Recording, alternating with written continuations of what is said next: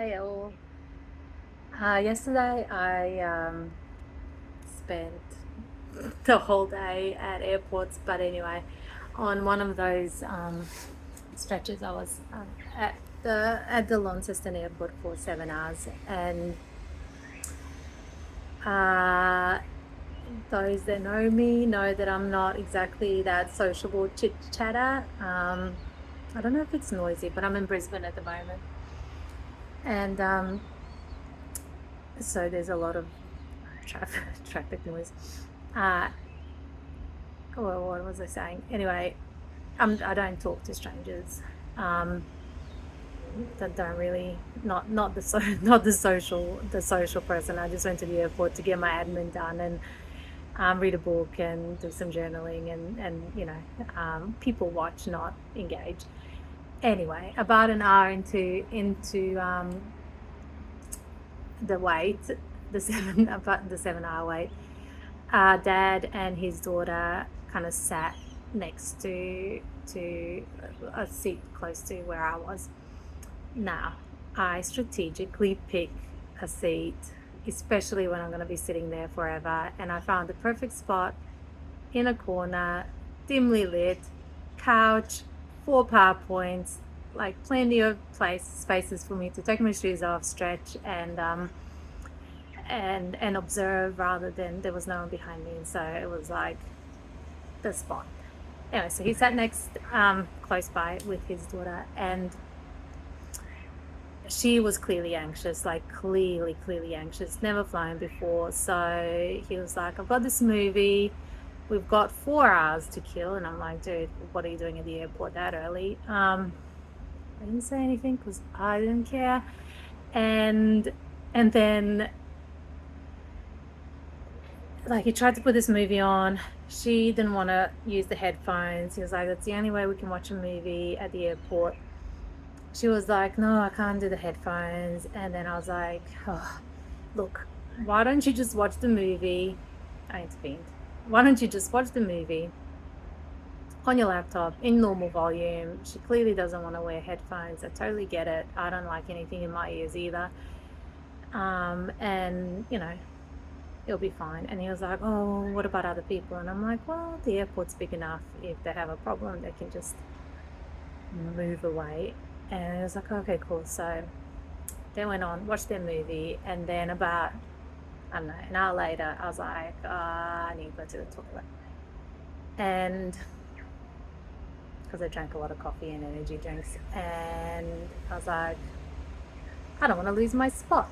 And so I was like, hey, I need to go to the toilet and I cannot leave my luggage unattended because obviously I'm traveling by myself. But I'm willing to leave my notebooks on the table, which is actually super important to me. But I was like, do you mind if I just leave these here? I am coming back. I just don't want anyone taking taking my spot.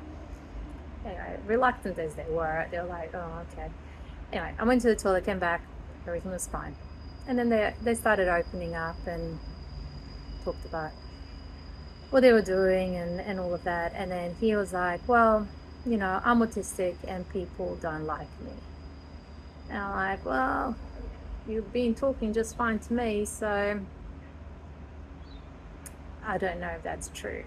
And also, you said that you got a ride here from the Northwest Coast with a friend, and you also mentioned that you're actually going to stay with a friend in Queensland, and sounds like you have some friends. And he was like, yeah, but lots of people have rejected me because of my autism, because I'm socially awkward, don't pick up the social cues and all of that. And I 100% will never dismiss that in anyone. That is an actual legitimate challenge that a lot of autistic people struggle with. However, in this case, his problem wasn't autism. His problem was accumulated hurt from being rejected, to the point where that kind of formed a belief that no one wants to be friends with him because he's autistic. And yet I could see a fair few people in his environment that are obviously clearly his friends, otherwise he wouldn't have even been at the airport. And so I think, like, sometimes, like, when we experience certain things, whatever that is, like rejection, whether, we've been teased as kids, whether we've been, like, whatever the case may be, those experiences then, when they become more accumulated, become expectations.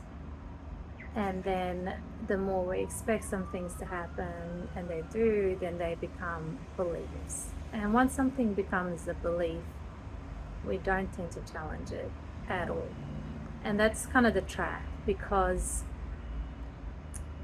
I mean, he had no problems communicating with me. He had no problems communicating with his daughter. He clearly had people in his environment that cared enough to support him and help him out and his kid, and yet his actual belief was that nobody likes me.